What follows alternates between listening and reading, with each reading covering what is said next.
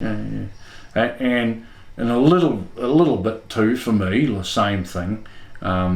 Mostly my hard knocks have been self-induced one way or another. But, I've been through marriages and I've been through family discords and I've been through jobs, I've been through unemployment. That kind of stuff gives you a different perspective on things.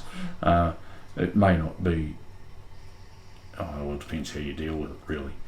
And it may not be the degree from an educational point of view, but from a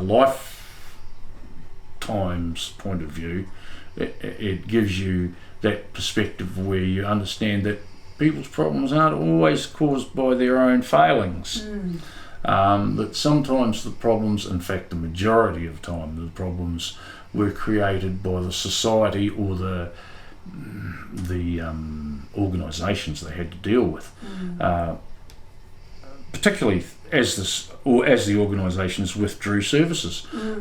For example, a young person in Hokitika now can't access social welfare because they're in Greymouth. Right? And everyone says, it's just up the road.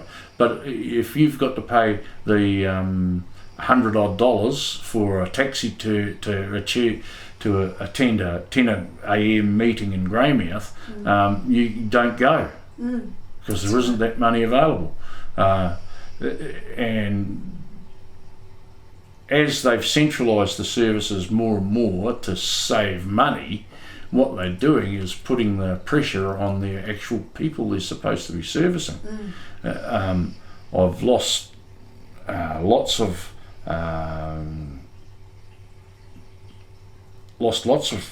young people's confidence because the very fact that we can no longer simply call round and say g'day and it's time to check your blood pressure, totally unnecessary. Let me do your blood sugar levels.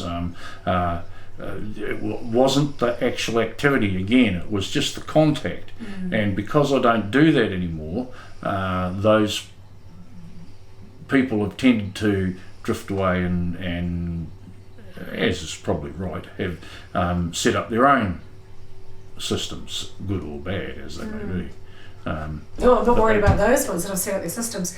I think one of the things that you did that was, of real benefit to everybody was you built up good relationships, and I saw especially with young men where they were confused about something, where they would come to you and it would turn out to be some horrendous health issue that ended up needed diagnosis and treatment, which they would not have sought assistance for. That's right. And those are the ones that frighten me that we're not getting. Well, there's actually that's probably true of most males. Yes. Having said, they'll tend to ignore things until they can't ignore it any longer. Guilty myself, but. Yes, I seem to recall being in an ED department with you for being guilty yourself a couple of times. Yeah, well,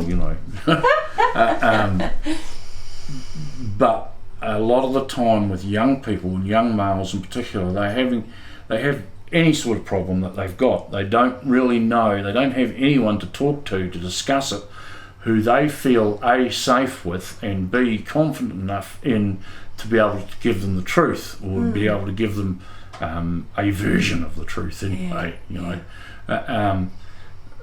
Every now and again I'd be doing just a little normal routine health check, and one of the mums would say, young Johnny, he's not been himself lately or whatever, and could you have a talk to him? Yeah, sure, no problem. Where is he? He's at work at the moment. Righto. Well, that's at the moment where you have to decide whether you're going to fulfil your contract and work your 6 hours a day, or whether you're going to be prepared to come and catch young Johnny after work and talk to him. I've got to say, because of the restriction placed on the number of hours access or the not just the restriction, but the difficulty it was to get that restriction lifted. Instead of spending 3 hours in the morning doing something and 3 hours sometime in the evening, it became, you work from 8:30 till 4:30 or 5 o'clock, and then you stopped. Well, that just doesn't happen in community services, and can't happen in community services or without losing the trust and confidence that you've built up with your clients. Quite a few times, people in the situation I was just describing, I've ended up, like, we'll go down to the pub, or we'll go down to a cafe, or I we'll remember go down you guys going to find some young guy that had, well, he'd skipped some post-surgical stuff. I think it was a teenager, and he'd skipped post-surgical stuff because he needed a bit of his old wacky-backy. Yeah. And I seem to remember you guys having to go hiking up the bloomin' Arahuda River to one of the white bait sheds where he was hiding out to find him and bring him back to hospital. well, he really only... He really only needed to be seen. Yeah, He didn't even, he really didn't need to go back at all. He just needed to be seen and made sure that the symptoms that he was being treated for had alleviated. Symptoms which had been brought on by a rather interesting interaction with AOD. Yeah, that's right. Yes, he had a drug and alcohol problem. And the drug and alcohol problem had... that's, if I can digress a wee bit, that's a bit of a problem too. Is what we tend to do is we say we compartmentalise people, and we'll say, oh, he's got a drug and alcohol problem, but we forget he might have a physical problem like his livers and kidneys, or he may be pre-diabetic, or he may be there might be a lot of other things that could be causing the situation that makes him seek alcohol and drugs rather than just, I want to get shit-faced. Yeah. I just want to escape the world. Why? Okay, what's the reason? Oh, I can't move because every time I pee it burns. Oh, well, okay, you've got a urinary tract infection. Yeah, or in his case, broken bones. And because we tend to compartmentalise people, we often miss out on what's obvious.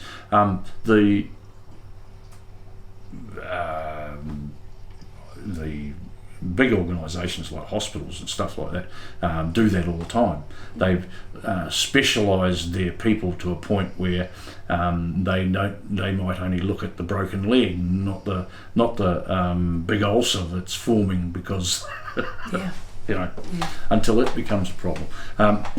It seems a shame to me that having set the system up whereby we were inviting the community to trust us, to offer them advice, to help them where we could, and try and steer the kids in the right direction, has almost failed because of the requirements of, as you say, the bureaucracy involved. The contracts. The contracts for services.